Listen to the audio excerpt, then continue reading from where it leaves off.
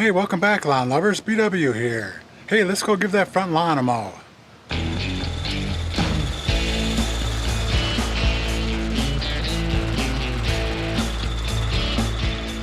It's May 28th today, and my severely snow-mold damaged lawn is looking pretty good again. I started the rehabilitation of this lawn on April 2nd, so it's been a 2-month project for me.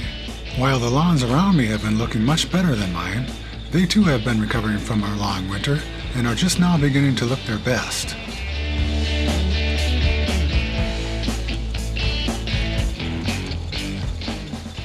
Even though my lawn looked worse until this time, I think that I've caught up to the other lawns in the same amount of time that it took them to fully recover from lesser winter damage.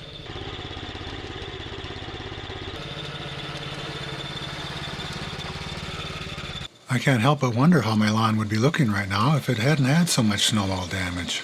Maybe next winter won't be so bad, and I'll get an opportunity to see how it'll look without the damage.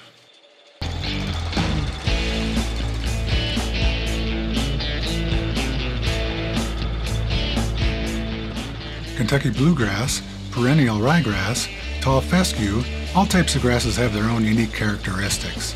And having so much perennial ryegrass may have been a part of why my lawn suffered so much damage. It's not as cold hardy as Kentucky Bluegrass, and neither is Tall Fescue. Kentucky Bluegrass is best suited for my climate here in the north, but there are some good things about perennial ryegrass that have captured my interest in growing it here. The new varieties have such a nice dark green genetic color that keeps it looking green even under less than ideal conditions.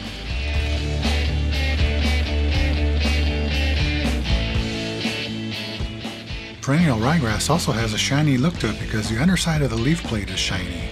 That shininess enhances the stripes that the mower makes. One of the interesting things about perennial ryegrass is that it gets darker and darker green as the season progresses.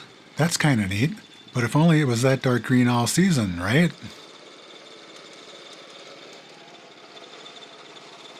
Perennial ryegrass is very wear tolerant, so it's great for children to play on. It's also very easy to seed, and it establishes or grows in very quickly. That's why it's used on so many ball fields, and why I shouldn't get too concerned when it suffers a little damage.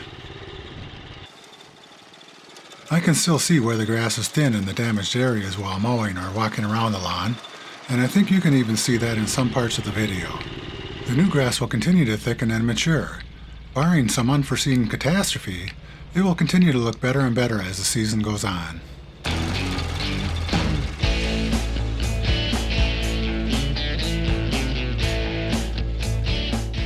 Check out my earlier video notebooks to catch up on this story, and don't forget to subscribe so you don't miss the next video notebook. And remember, you can do it.